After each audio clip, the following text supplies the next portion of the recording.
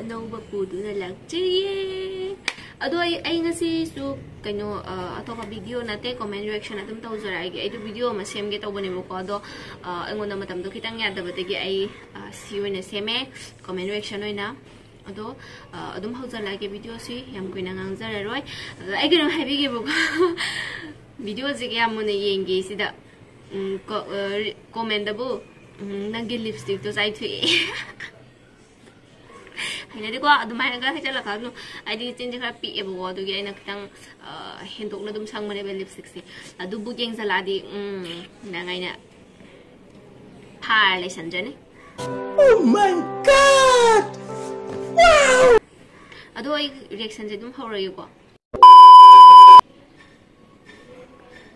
kanagi ex no aina phangdoi se khalubada ahing puk puk makeup thoe tumbaga ya ponde khambra kanagi ex no nei ne lei du je khanbada tumbaga ya ponde ko ka se sum taw thok tane yeng ho je ko chaw bi karis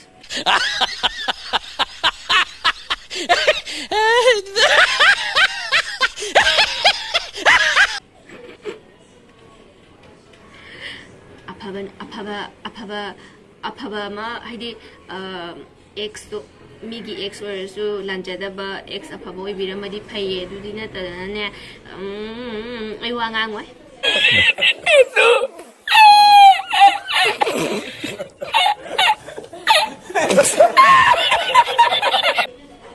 ai yum palaroi da kai do no yum pala kai do no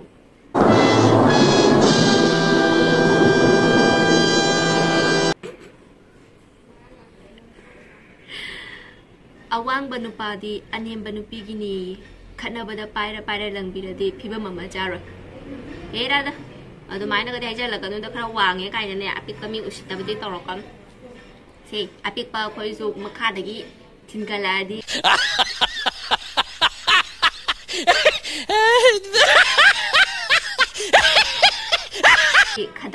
khadang na gini natrane apik pa ma'am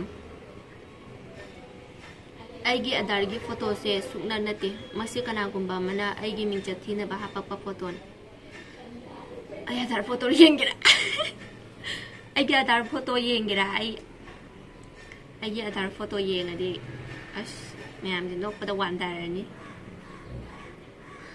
adargi photo je aso yam thiri sibu kai ginomi ato yam thiram ai sibu yam thibrami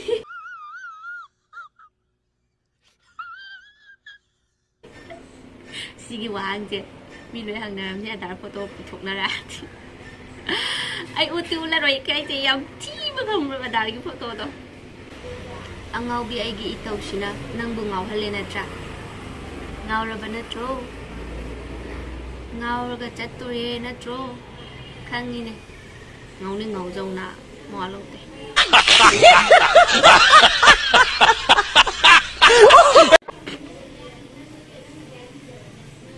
future wife hayeng wai own pota tv porakano nanga malena kai gi tv yang doino nanga dum yenga lei doine wow sigu man pam ge da tv porak te be dum yeng lei na ba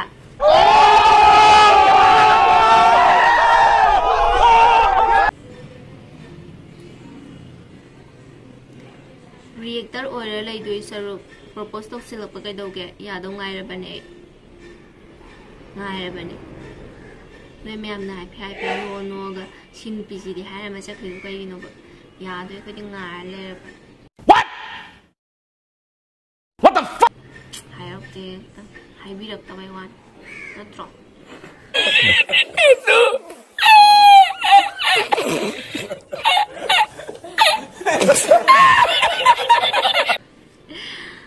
kana noi bu sak phaje na san to mi ji ba kana no ne he ai sak phaje pak san to mi ji bu ai leibam jabam ga khang dre ne noi bo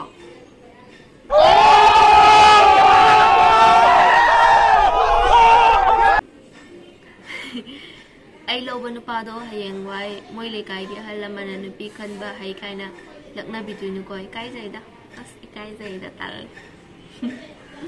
nupi masa ka zaw lawre kai ne lakna bi tu do adu khang da nai hauji phau lu ong da gai le ji as moi mau du masa yam phajai ko hai na ne khan bai nai hauji phau le sa le se ne kai khang da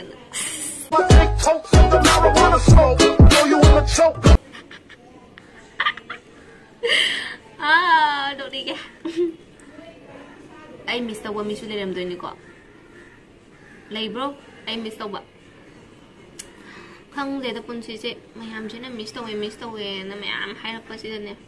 Gan the tap on Tedder.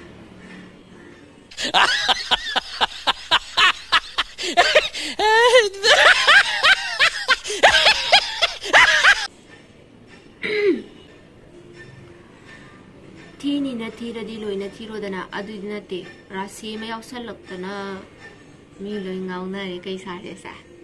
Kaisarisa. Miam's salad than a Kaisarisa. I live in town, a country dollars.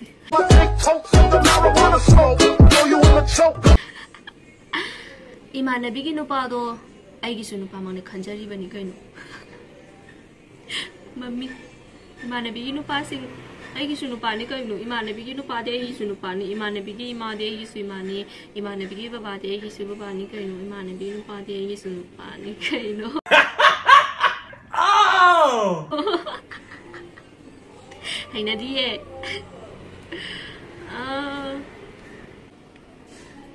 Matangisina. Yam lembas has another Nabuki Quido Nura Tangudo, soft the widow, Kai Hining, sister. Eh? Kai Hining even Nangzina. Nangdilam beats at Loharaga, Nupi and Anglapagi, Mima book Hatoka, Quido, ying a later buys bar. Seriously, what the fuck are you doing? I told us the money in Greda, I not the hair way, but took that say way, but I pamba me later bow.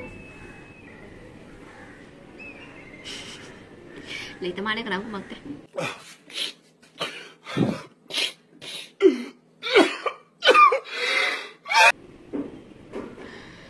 At the day, the Kang de Cody, Kakar, the Haragesi the later bunny. Cody, Kakao, already. Yare, hey. Here, boy, I'll be. Manning a holiday said, Hanaquid bunny. No one at Jago, no one, Mabu Papa have a said. Soy driven. Chicksallo, hey.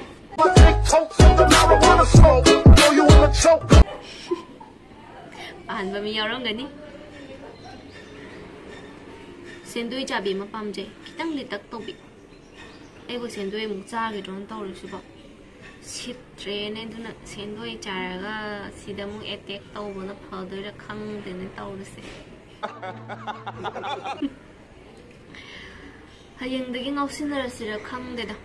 Mình mà mua cái bằng hai đại chỉ là gian ta bao nhiêu không đấy, gian cái ta đấy, lấy cái đi hiện độc ta na, ato pa lấy cái na bụng ta mà mua chơi cái nó khơi mà để tập ta cái nó lôi ra bên này.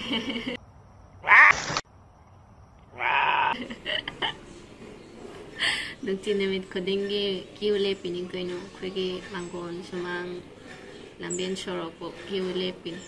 Mama would again, high level yams. Can pump come that and I not lay. Oh my god! Wow! I pump by out robot citre and I say puzzle rubagia. Citre, puzzle mandana, citre.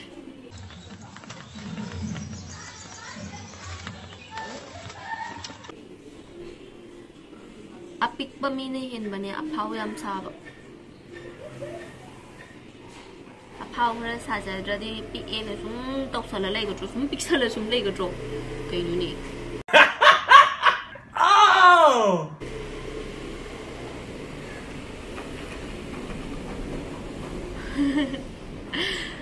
Atom be say, I'm cute oi bane, tin sukara and Jabane. Tamois yam sing bane, Tazza dragging on the end zone. Tamoya did not sing 3, sing then hey.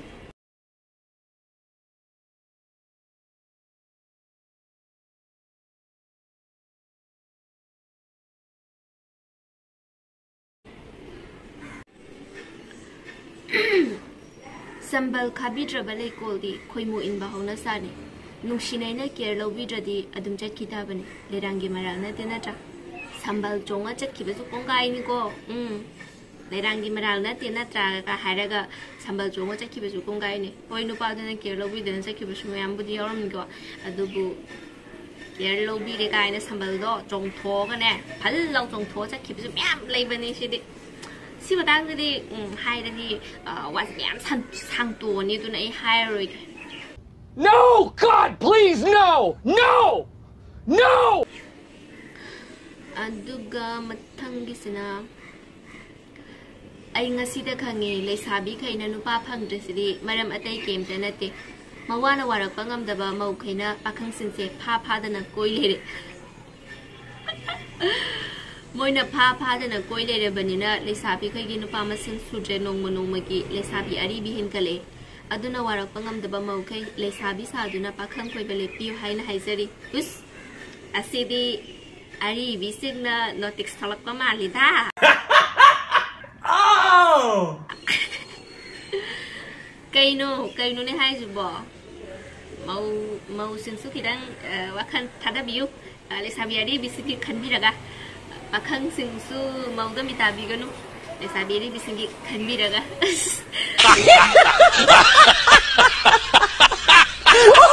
ado ai sidalo salage tai mama kata zaroge video si yam sang number so aido ke tare yam sang mala tutan baduge sida sumra salage ha mathangi video di ai anoba video masam jara ke comment reaction ataba adunga mineral simyam nasigidi bye bye mem like share ka bakaw video ko ai haita tawzai ki bane fajaba thiba comment dai biramo aduga Q&A tawse habadu su ai soidin haija ke Q&A gi matam su adunga sigidi bye bye